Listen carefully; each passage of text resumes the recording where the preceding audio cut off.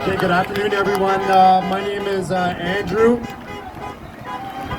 and I'm one of the founders of Veterans for Freedom. We're an organization that just started about 7 weeks ago, and if you want to sign up for our organization, you can go to veterans4freedom.ca, and we're looking for veterans and everyone to support us, and people sign up for our newsletters, etc. So I'm only going to talk about a couple things. First thing I'm going to talk about is a fellow veteran named Jeremy McKenzie. Jeremy McKenzie has the Raging Dissident podcast, okay? And he is a guy who speaks the truth. And because he speaks the truth, he has been targeted by the state. He is an enemy of the state, and they are going after him financially, and they're going after him legally, and they're going to try and drain his funds. So at the Veterans for Freedom table back there, we have the Jeremy McKenzie dump pouch. If you do have a few dollars to spare to put in that dump pouch, every cent you put in there goes directly to Jeremy, and it helps him in his legal defense fund. So please, if you can, help Jeremy out. Because if we don't help Jeremy out, it's Jeremy today, it's you tomorrow, it's me the next day, and they will continue to go after us in the freedom movement until we're all locked away. So we need to make a stand behind Jeremy and help him out and help him defeat the government who he's targeting. Next, I'm going to talk a bit about James Topp. So everyone knows who James Topp is. He's walking across the country. Our organization is partnered with James and his team, and we are responsible for his welcoming ceremony in Ottawa on the 30th of June. We have meetings with senators and MPs set up on between the 22nd and 24th of June. So he'll be coming in. There'll be a bunch of us at the table. It's going to be a closed door meeting.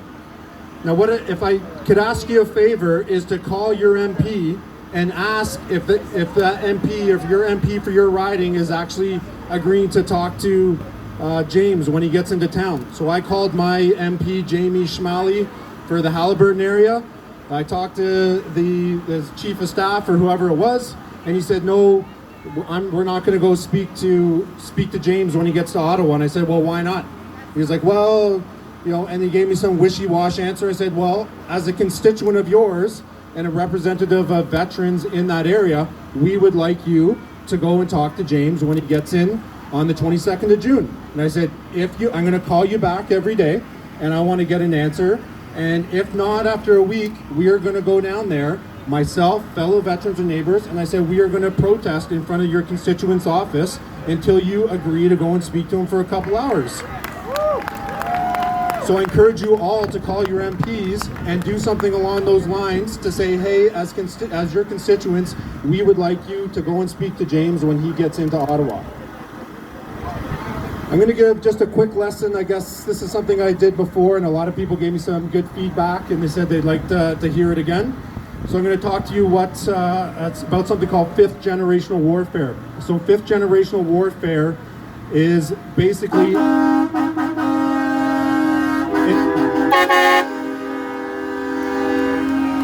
it's basically information warfare.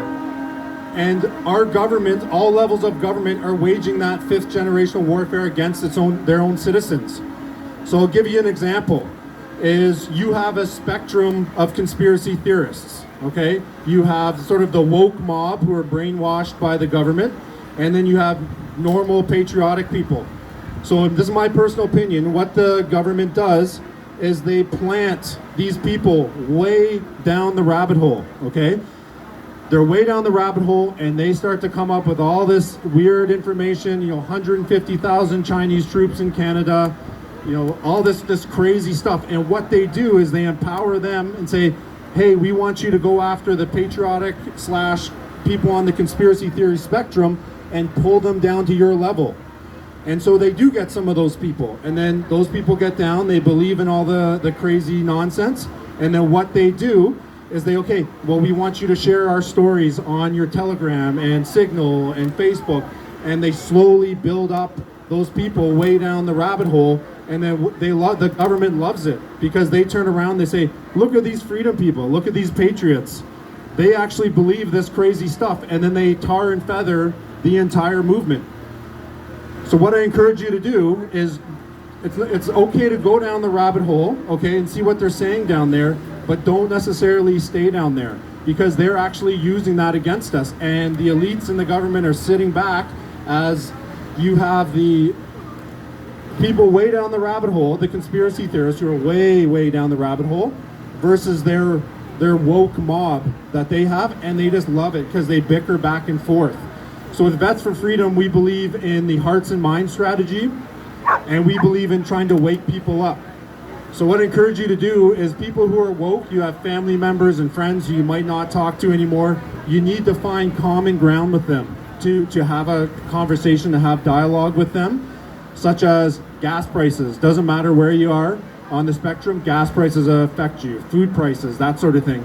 So you find that common ground with people who you're trying to win over your side, and maybe don't push the 150,000 Chinese troops in Canada, which is impossible, because they're just going to think you're a complete nut job and aren't going to listen to what you have to say. So another thing with Veterans for Freedom, so our website is www.veterans4freedom.ca. We are starting to establish our foundation and people in positions. We're all across the country. I think we're at 1,057 member applications, and we're growing steadily. And we are going to start hitting it out, putting out a lot of information on our social media channels. So if you can go to our webpage, follow us on social media. We have a weekly podcast that's going to be coming.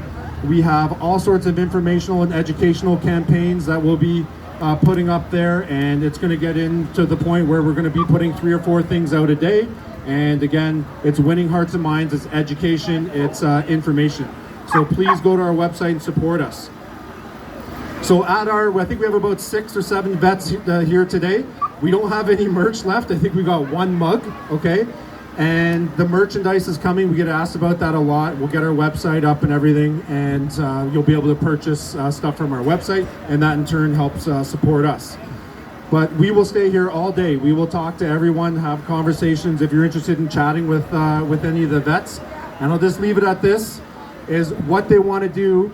I don't even want to call them our leaders, because they're not leading, but the elected officials, they want you to be scared.